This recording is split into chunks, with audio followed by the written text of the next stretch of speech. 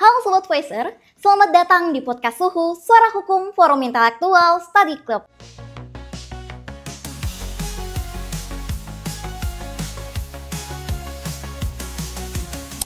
Di mana kali ini tentunya kami berkesempatan untuk berkolaborasi bersama Tajudin Rahman Law Firm Channel, dan tentunya narasumber kami ialah Bapak Dr. Tajudin Rahman SHMH itu sendiri, yang merupakan selaku pengacara atau praktisi hukum yang sudah terkenal di negara Indonesia. Mungkin yang pertama tentunya kita harus menyapa terlebih dahulu Bapak Tajudin Rahman itu sendiri. Assalamualaikum Pak, bagaimana kabarnya pada hari ini? Alhamdulillah, terima kasih Diana sudah bisa bertemu dengan saya dan wawancara dengan saya. Silakan. Oke, baik. Mungkin Bapak hari ini sudah sehat tentunya? Alhamdulillah. Alhamdulillah. Ya, mungkin teman-teman pada hari ini tentunya kita akan berbincang-bincang bersama Bapak Dr. Tajudin Rahman terkait bagaimana sih kebebasan berekspresi terutama di kalangan mahasiswa yang sedang gencar-gencarnya diperbincangkan terkait berekspresi, terutama apakah kita bisa dibatasi kebebasan berekspresi kita yang merupakan salah satu hak asasi dari seorang manusia. Mungkin langsung saja tanpa berlama-lama, ini Pak, pertanyaan yang pertama, mungkin saya akan berbicara terkait bagaimana sih menurut Bapak konsep kebebasan berekspresi itu terutama di kalangan mahasiswa sebagai yang dimana selalu dibatasi hak-hak berbicaranya mereka, Pak. Ya, terima kasih Saudara Diana. Sebelum saya bicara mengenai soal kebebasan berpendapat atau kebebasan berekspresi untuk mahasiswa, saya ingin dulu menyampaikan sejarah perkembangan hak asasi manusia yang merupakan cikal bakal lahirnya kebebasan berpendapat, kebebasan berekspresi, dan hak-hak yang melekat dalam diri manusia. Tokoh yang utama itu adalah ada 3 tokoh besar dalam perkembangan ilmu pengetahuan. Tentu yang kita bicara di sini adalah ilmu pengetahuan modern, khususnya demokrasi, yaitu yang pertama adalah John Locke, kemudian Hugo Grotius, dan Thomas Aquinas. Ketiga tokoh ini menyatakan bahwa manusia itu pada dasarnya memiliki hak kodrati yang disebut dengan hak asasi manusia yang melekat dalam diri manusia yang tidak diberikan oleh negara. Dia ada sejak dia lahir. Nah, kalau di dalam Islam itu kan ada ayat mengatakan bahwa Tuhan itu menciptakan manusia berbangsa-bangsa dan bersuku-suku.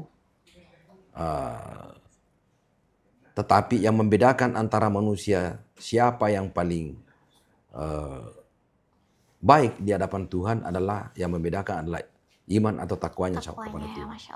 Jadi baik di dalam teori ilmu pengetahuan modern maupun di dalam Islam, sebenarnya persamaan kedudukan dan hak manusia itu sudah ada sejak manusia lahir yang diberikan oleh Tuhan. Nah, dalam perkembangannya ada perbedaan pendapat antara para ahli, yaitu misalnya tadi kalau John Locke itu dia diikuti oleh John Jacques Rousseau, menyatakan bahwa hak kebebasan itu yaitu hak milik, hak kebebasan, kemudian hak hidup. Lahirnya hak ini mereka menganggap bahwa ini tidak bisa dipisahkan dengan manusia. Oleh karena itu ketika mereka ini di dalam teori perjanjian masyarakatnya, ketiga penganut teori perjanjian masyarakat ini, dia menyatakan bahwa ketiga hak itu ketika mereka mendirikan negara, rakyat itu memilih pemimpinnya. John Locke dan John Jacques Rousseau itu menyatakan bahwa hak yang paling dasar itu tidak diserahkan kepada penguasa. Jadi itulah sebabnya John Jacques Rousseau itu mengatakan bahwa karena hak yang paling dasar yaitu hak untuk berpendapat atau kebebasan, kemudian hak hidup dan hak milik itu, ketika mereka memilih pemimpin itu, maka hak itu tidak diserahkan sehingga John Jacques Rousseau mengatakan bahwa kalau rakyat menganggap bahwa pemimpin yang dipilih atau penguasa yang dia tuju itu telah melanggar hak rakyat, maka rakyat bisa memaksa penguasa untuk turun dari jabatannya dan diganti oleh rakyat. Itulah cikal bakal negara demokrasi yang dicetuskan oleh John Jacques Rousseau. Tetapi antara John Jacques Rousseau itu ada satu ahli yang berbeda dengan dia, yaitu Thomas Hobbes. Thomas Hobbes itu menyatakan bahwa manusia itu sebelum ada negara dia bagaikan serigala yang saling memangsa. Sehingga untuk mengakhiri keadaan yang saling memangsa yang tidak teratur itu, maka perlu ada negara. Lahirlah teorinya, teori perjanjian masyarakat atau kontrak sosial yang menurut Thomas Hobbes itu masyarakat menunjuk pemimpin, tetapi Thomas Hobbes itu mengatakan bahwa ketika perjanjian masyarakat itu dilaksanakan, maka seluruh hak-hak yang dimiliki oleh rakyat itu diserahkan kepada pemimpin. Inilah cikal bakal lahirnya negara otoriter atau penguasa tirani. Tetapi teori ini tidak dipakai dalam perkembangannya, tidak. Lahirlah Revolusi Perancis, kemudian lahir Declaration of Independence, kemudian tahun 1776 di Amerika lahir juga Declaration of Independence di Amerika, kemudian dan selanjutnya lahirlah juga Declaration Internasional yang dicetuskan oleh PBB. Ya. Kemudian dari beberapa pendapat yang saya kemukakan tadi ini, Indonesia itu sejak Indonesia merdeka itu sudah ada HAM. Ya. Sudah ada HAM. Misalnya sejak dulu itu kan persamaan kedudukan di bidang hukum dan pemerintahan itu kan pasal 27 ayat 1 yang setelah diamandemen dulu kan pasal 27 saja. Kemudian dulu pasal 28 itu sudah lama ada. Pasal 29 itu kan mengenai kebebasan untuk memilih agama, menganut agama yang diyakini masing-masing. Jadi hak asasi manusia ini sudah lama ada di Indonesia. Cuma dalam perkembangannya setelah amandemen dari pertama sampai kelima itu pengaturan mengenai HAM ini makin detail. Kemudian lahir Undang-Undang Nomor 39 tahun 99 tentang hak asasi manusia yang juga memberikan hak dan kebebasan berpendapat kepada siapa saja rakyat Indonesia punya hak untuk melakukan mengeluarkan pendapat, bisa berekspresi, mempunyai kebebasan untuk berserikat dan berkumpul. Nah, sekarang bagaimana dengan mahasiswa Indonesia? Di zaman Orde Baru, dulu itu saya kebetulan adalah pelaku dari sejarah yang juga ikut memprotes ketika Orde Baru memberangus hak-hak mahasiswa. Semula itu namanya Dewan Mahasiswa itu punya hak untuk melakukan demonstrasi atau berserikat atau berkumpul dan menyampaikan pendapat secara bebas berdasarkan undang-undang, tetapi waktu itu kita menggunakan nama Dewan Mahasiswa. Dewan Mahasiswa. Kemudian setelah berkembang rejim Orde Baru itu merasa bahwa ini tidak benar, maka keluarlah namanya Normalisasi Kehidupan Kampus, NKK-BKK. Nah, normalisasi kehidupan kampus itu dicetuskan oleh Menteri Pendidikan pada waktu Daud Yusuf, Menteri Pendidikan di zaman Soeharto itu. Dia menyatakan begini, bahwa mahasiswa itu boleh berpolitik, tetapi tidak boleh mengatasnamakan diri sebagai mahasiswa atau tidak boleh menggunakan organisasi mahasiswa. Kalau dia berpolitik itu harus masuk di partai politik atau tidak boleh menggunakan nama mahasiswa. Tapi ini kan bertentangan dengan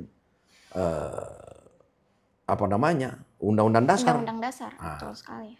Nah, setelah Orde Baru keluarlah khusus untuk pasal 28 itu kan jelas sekali menyatakan bahwa setiap warga negara itu mempunyai hak untuk mengeluarkan pendapat, berserikat dan berkumpul. Nah, ini artinya apa? Ditambah dengan pasal 27 ayat 1 yang mengatakan bahwa setiap warga negara mempunyai hak dan kedudukan yang sama di bidang hukum dan pemerintahan. Artinya apa? Mau mahasiswa, mau rakyat biasa, semua orang yang ada di Indonesia itu punya hak untuk berpendapat. Karena Undang-Undang Dasar itu mengatakan setiap orang, dia tidak mengatakan setiap warga negara. Setiap orang berhak untuk mengeluarkan pendapat, pikiran, berkumpul dan berserikat. Nah, sekarang bagaimana dengan perkembangan terakhir? Saya juga tadi baru wawancara dengan Abraham Samad mengenai soal perkembangan terakhir.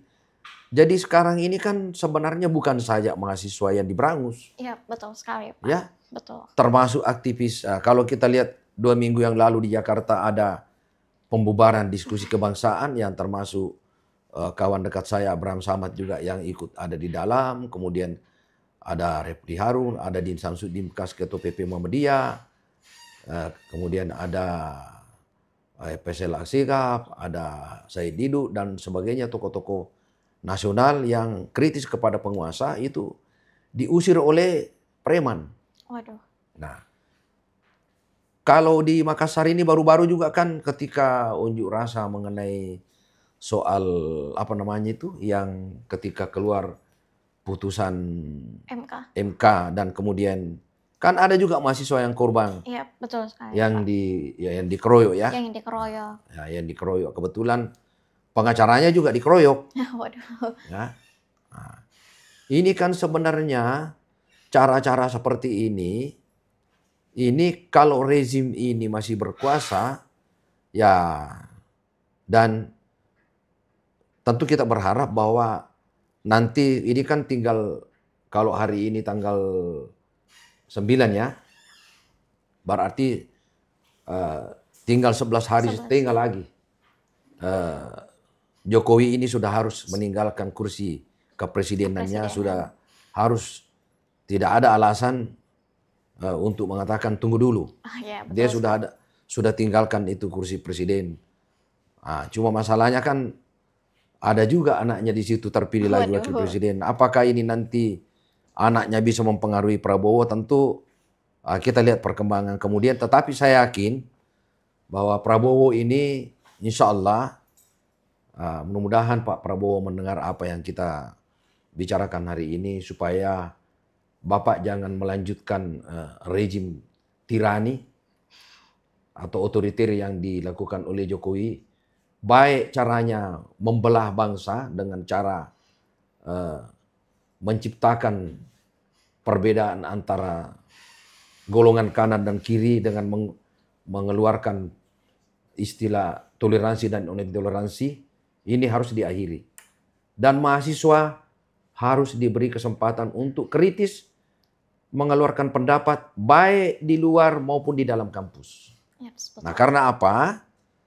Setelah saya telusuri peraturan perundang-undangan, tidak ada satupun undang-undang yang mengatur bahwa mahasiswa tidak boleh bersuara. Nah itu. Oke. Nah itulah tadi teman-teman terkait sejarah dari perkembangan terkait hak asasi manusia, terutama dalam berekspresi. Nah, Bapak tadi mengatakan bahwasanya seiring berkembangnya zaman ini peraturan terkait hak asasi manusia, terutama dalam berpendapat itu tentunya selalu diperbarui teman-teman. Untuk apa? Untuk mahasiswa, terutama di kalangan mahasiswa itu bisa mengekspresikan bagaimana sih suara-suara mereka untuk menyuarakan masyarakat. Tapi yang kedua nih Kak, pertanyaannya, ini kan kita sudah melihat bahwasanya banyak kasus-kasus nih mahasiswa mahasiswa itu diancam DO, diancam diskorsing. Karena kenapa? Karena mereka melakukan demonstrasi gitu. Apakah itu merupakan suatu hal yang seharusnya tidak dibatasi oleh seorang mahasiswa? Karena kita bisa melihat bahwasanya demonstrasi atau mengeluarkan pendapat mereka, baik mereka mengeluarkan pendapat terkait kampusnya, terkait rektornya, ataupun apapun itu yang berkaitan kampus, yaitu merupakan salah satu ekspresi mereka menyuarakan pendapat mereka sebagai seorang mahasiswa. Tapi apakah layak ketika kita dibatasi dalam hal itu dan diancam DO, diancam skorsing dan lain-lainnya? Bagaimana sih menurut Bapak? Jadi begini ya, kita ini kan harus mendasarkan diri pada hukum. Ya betul sekali Pak. Ya, jadi kalau kita mengacu kepada pasal 28E Undang-Undang 45, kan di situ mengatakan setiap orang. Ya, setiap orang. Ya, setiap orang artinya ya semua orang yang ada di Indonesia. Tidak ada pembatasan antara apakah itu mahasiswa dan bukan mahasiswa. Termasuk di dalam kampus. Itu kan di dalam Undang-Undang Nomor 12 Tahun 2012 tentang Pendidikan Nasional itu jelas sekali tentang pendidikan tinggi ya. Yep. Itu jelas sekali bahwa di dalam kampus itu ada kebebasan akademik. Oh, kebebasan akademik. Dijamin kebebasan akademik di dalam kampus. Kebebasan akademik itu adalah kebebasan untuk berekspresi, untuk mengeluarkan pendapat secara ilmiah. Ya. Termasuk untuk melakukan, misalnya saya kasih contoh. Saya punya disertasi S3 itu judulnya Hakikat Penegakan Hukum Pidana di Bidang Pertanahan. Studi Wilayah Sulawesi Selatan. Saya menemukan bahwa pertanyaan yang bersangkut paut, siapa di antara penegak hukum yang menghambat penegakan hukum pidana di bidang pertanahan? Saya menemukan itu bahwa yang paling menghambat itu 90% responden saya mengatakan bahwa penegak hukum yang paling di depan itu yang melakukan penyidikan itu yang paling menghambat dan kemudian BPN.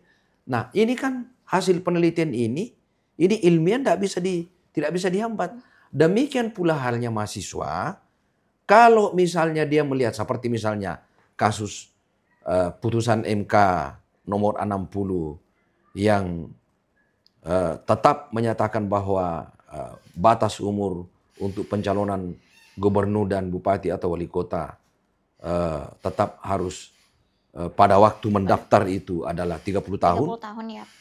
Nah, kemudian mahasiswa melakukan demonstrasi. Nah, itu kan mahasiswa menjalankan undang-undang dasar. Iya, betul sekali. Nah, itu kan ilmiah. Ya, yang tidak boleh itu misalnya kalau mahasiswa membakar misalnya fasilitas umum atau ya kalau aparatnya misalnya memukul, ya sebaiknya mahasiswa jangan terpancing. Gitu. Ya ambil gambarnya, kan begini ya. Sekarang ini kan no viral, no justice. Ya betul sekali, ya no viral, no justice. Ya, no viral, no justice. Saya minta kepada adik-adik mahasiswa, kalau ada demonstrasi, kalau saudara melakukan atau mengekspresikan pendapat saudara sesuai dengan jalur hukum yang ditentukan, dan ada aparat hukum yang tidak beres, ambil gambarnya, baru kita lapor. Nggak usah, ya makin dia beringas, makin di shooting.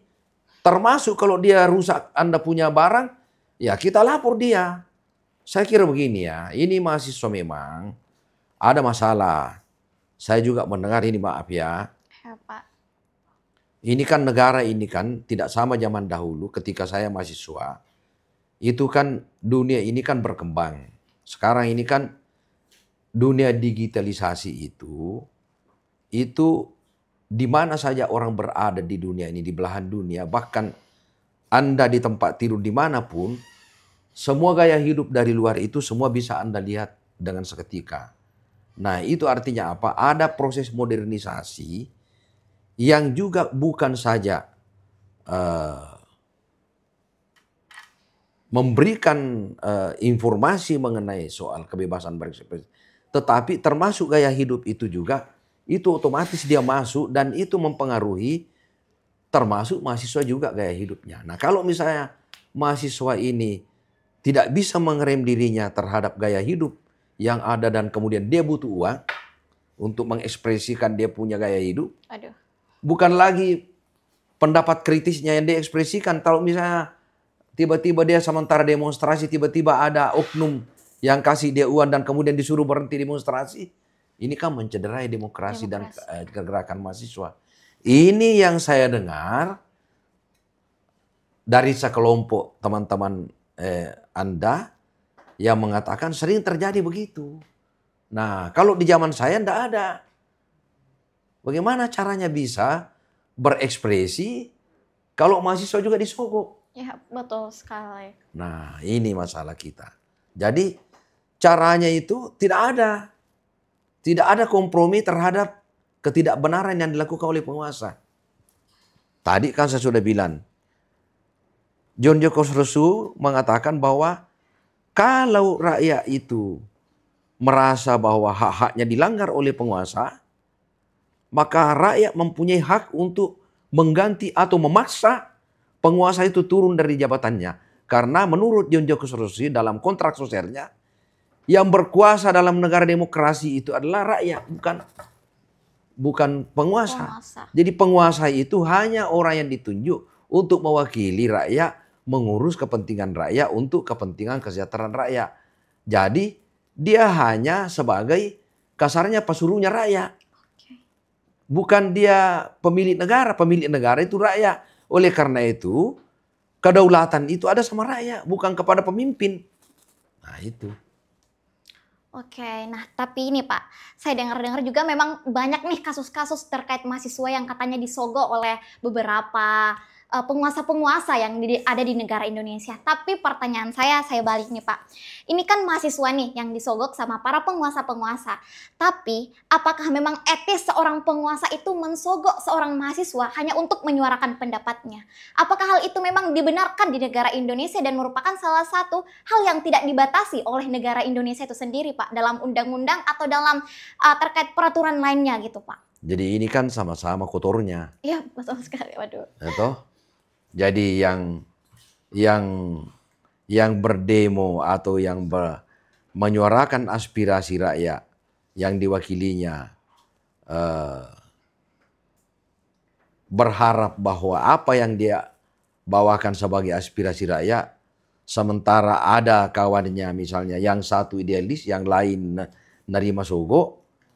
Ini kan ya memang mahasiswa itu dia bukan pejabat negara. Jadi tidak bisa dia dituduh korupsi. Karena dia tidak ada hubungannya dengan jabatannya.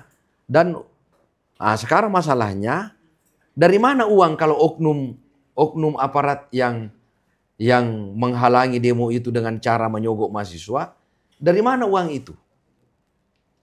Seharusnya mahasiswa yang kritis, kalau dia melihat ada temannya yang terima sogokan, itu harus di-shooting, ya, diambil gambarnya, dan kemudian itu nanti dilapor kepada yang berwajib, dan kemudian kita cari siapa oknum yang memberi uang dan dari mana asal usulnya uang itu. Kalau uang itu berasal dari negara, berarti aparat yang menyogok itu adalah dia korupsi. Uang korupsi dia pakai untuk nyogok mahasiswa. Berarti itu namanya apa? Itu masuk dalam pasal 55 KUHP penyertaan. Jadi uang yang dari negara digelapkan ini kemudian disogok oleh mahasiswa menikmati uang haram. Gitu. Waduh, ya teman-teman, itu merupakan salah satu kasus yang mungkin gencar-gencarnya di negara Indonesia, terutama di kalangan mahasiswa. Dan tentunya kita seorang mahasiswa yang katanya suara rakyat tentunya tidak boleh menerima hal tersebut. Karena kenapa? Karena kitalah yang mendemonstrasi atau memberikan suatu pendapat terhadap penguasa, terutama penguasa negara Indonesia. Tapi kita juga yang menikmati uang haram tersebut. Itulah kita tidak dibenarkan akan hal tersebut. Kita lanjut lagi terkait topik kebebasan berekspresi kita, terutama di kalangan mahasiswa. Begini Pak, kita kan setelah berbincang-bincang tadi banyak kasus yang kita telah diskusikan, dan saya mau bertanya terkait apakah ini memang negara mempunyai atau memiliki hak untuk membatasi ini seorang mahasiswa itu dalam berpendapat. Apakah negara ini mempunyai kewenangan dalam mencabut hak tersebut? Karena kan ada yang dibilang nih, hak yang dapat dibatasi, adapun hak yang tidak dapat dibatasi. Apakah hak berpendapat atau berekspresi itu adalah suatu hak yang dapat dicabut atau tidak dapat dicabut nih Pak? Tadi saya mengatakan bahwa hak asasi manusia itu hak yang melekat di dalam diri manusia. Yang sudah diatur di dalam Undang-Undang Nomor 39 tahun 99 mengenai tata cara untuk melakukan kebebasan berpendapat itu. Yaitu kan syaratnya hanya menyampaikan saja bahwa misalnya kalau besok akan ada demonstrasi kan hanya menyampaikan saja kepada yang berwajib. Tidak perlu izin. Ya toh? Nah, yang jadi masalah kalau sedang demonstrasi kemudian tiba-tiba mahasiswa diserang atau dipancing misalnya dengan gas air mata atau ada oknum tertentu yang bukan dari mahasiswa atau bukan juga dari aparat, ada orang lain yang melemparkan kemudian terpancing kemudian saling melempar, ini kan yang masalah. Tetapi negara tidak pernah mencabut haknya mahasiswa. Saya sudah bilang tadi pasal 28E Undang 45, kemudian Undang Nomor 39 tahun 99, pasal 27 ayat 1 Undang 45, itu semua itu memberikan hak kepada siapapun di Indonesia untuk mengeluarkan pendapat, berserikat dan berkumpul, termasuk kebebasan beragama yang diatur dalam pasal 29. Jadi tidak ada lagi alasan bahwa negara ini hak orang itu dipasung. Ya, ini negara demokrasi. Ya kan kalau rezim ini ndak beres ya kan ini kan umurnya tinggal 11 hari lagi. Tinggal 11 ya, hari lagi. Kita lihat mudah-mudahan setelah pergantian presiden ini kita bermohon kepada Pak Prabowo, presiden yang terpilih, supaya tidak melanjutkan cara-cara rezim yang seperti ini, supaya mahasiswa itu bebas berekspresi, kecuali kalau mereka merusak barulah itu tentu ada hukum yang memproses. Ya jangan dipukul dong, mahasiswa jangan dikeroyok. Dan saya kira juga ya pihak yang berwajib ini yang punya kewenangan untuk melakukan pengamanan di lapangan kalau terjadi misalnya demonstrasi, ya ini harus dididik untuk tidak melakukan kekerasan kepada mahasiswa. Karena sebenarnya terus terang saja, kalau cara-cara ini terus berlanjut dan kemudian mahasiswa itu, jumlah mahasiswa itu kan lebih banyak daripada aparat. Ya toh? Cuma masalahnya tadi ini, jumlah yang banyak ini dikoordinir oleh orang tertentu, kalau yang mengkoordinir ini disogok, berhentilah juga lagi. Ya, parah sekali ya Pak, kondisi saat ini terkait demonstrasi. Tapi mudah-mudahan tidak ada lagi mahasiswa disogok. Amin. Itu merupakan salah satu pengaminan sejati seorang mahasiswa, tidak ada lagi kasus-kasus seperti itu saling menyogok oleh para aparat-aparat maupun para penguasa-penguasa hukum. Nah, last question nih Pak, terkait kita nih sebagai seorang mahasiswa tentu mempunyai tips and trick atau pandangan Bapak nih terhadap apa yang harus kita lakukan terutama seorang mahasiswa ini agar tidak mengalami pengurangan hak berpendapat di kalangan seorang mahasiswa, atau bukan saja kalangan mahasiswa tapi seluruh masyarakat Indonesia.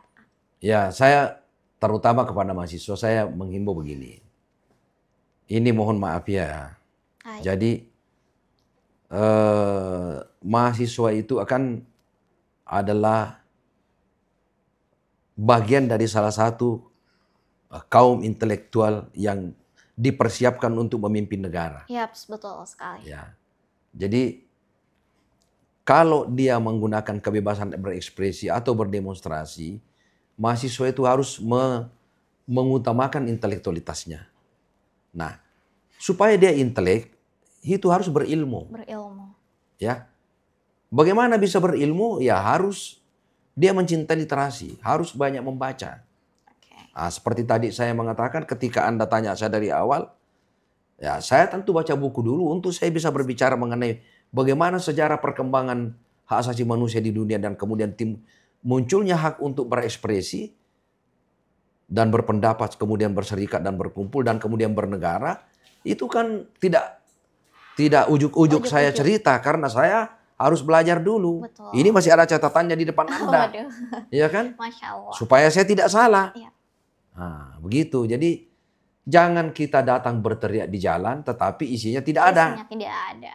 Ya, harus ada isinya. Kalau misalnya Anda mengatakan bahwa oknum ini begini, nah, dasarnya apa? Buktinya apa? Buktinya apa dan kemudian dia harus diapakan?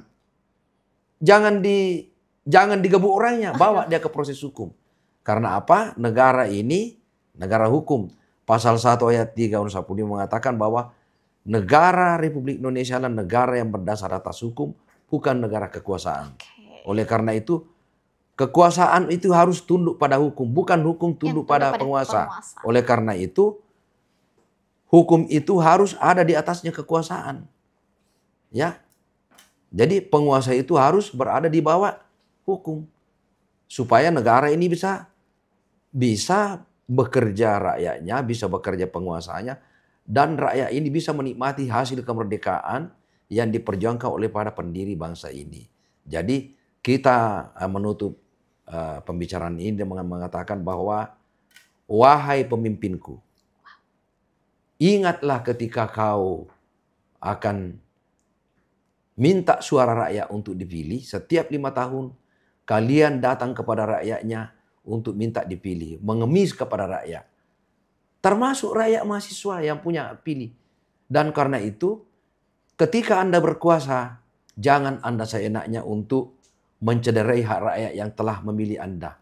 Peliharalah hak yang saudara diberikan sebagian kepada rakyat itu, supaya rakyat jangan marah. Karena kalau rakyat marah, jangan sampai terjadi seperti di Revolusi Prancis, rajanya digantung dan kemudian ya nasib Anda akan bergantung kepada rakyat Anda. Saya kira itu. Terima kasih. Oke, terima kasih banyak nih Pak terkait diskusi-diskusi kita pada hari ini, terutama terkait kebebasan berekspresi, terutama di kalangan mahasiswa yang sekarang gencar-gencarnya diperbincangkan oleh kalangan mahasiswa. Oleh karena itu, Sobat Voicer, tentunya saya selaku dari Forum Intellectual Study Club yang merupakan salah satu mahasiswa yang berlatar belakang hukum, yang tentunya harus menegakkan hukum yang terus kita perkembangkan saat ini. Tentunya juga kita tidak harus luput dari info-info manapun, tapi tentunya kita juga harus memilah info-info tersebut sesuai dengan Bapak tadi katakan. Nah, kita seorang mahasiswa tentunya ingin memiliki suatu pendapat yang didengarkan oleh para penguasa-penguasa, terutama para aparat-aparat hukum. Karena kenapa? Karena yang dapat memproses kita, ya para penguasa doang, bukan kita sebagai seorang mahasiswa.